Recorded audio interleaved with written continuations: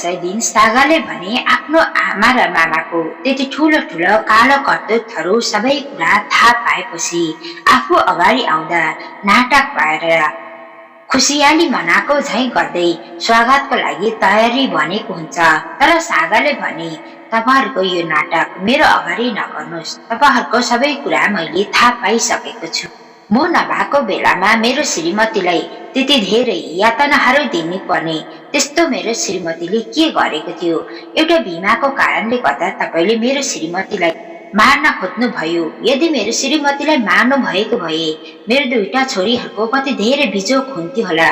झन्न मेरो श्रीमती आटिलो छ र बाँच्न सफल भएर तपाईहरु जस्तो अपराधीलाई जेलमा पठाउन सफल भएछ।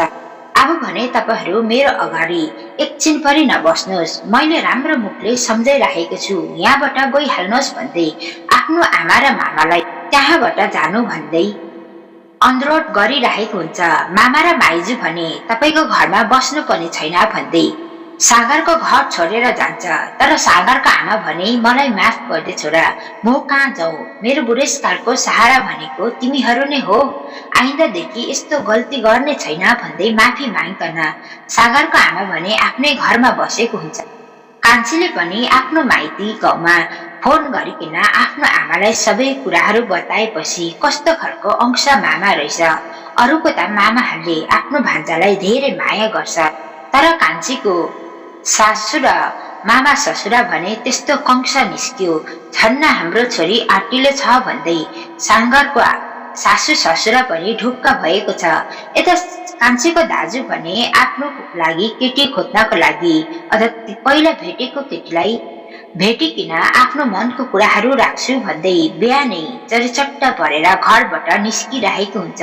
यो कुराहरू देखेपछि कान्छीको आमा र बाबाले होइन सन्तोष, तँ बिहान बिहानै यस्तो गन्दै गनाउने लगाएर कता हिँडेको भनिरहेको हुन्छ।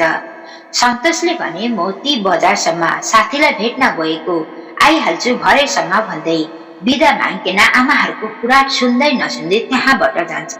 यता कान्छाको हुनेवाला श्रीमतीले पनि फोन गर्दै हाल खबरहरू बुझिरहेको हुन्छ।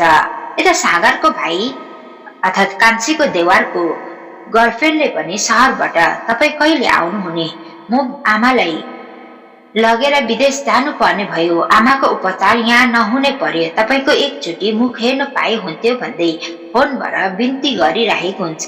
हो दसैँ दिन सागर र कान्छी भेटेको देख्दा त हामी सबैलाई खुसी लागेको छ। तर सन्तोषको भने जीवनमा फेरि पहिलाकै श्रीमती फर्केर आउला जस्तै भएको छ।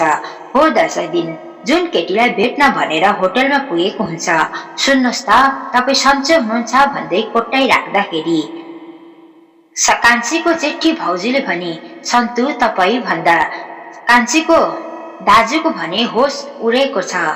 अब भने के होला त? के कान्छीको दाजुले आफ्नो श्रीमतीलाई घरमा फर्काएर ल्याउला त?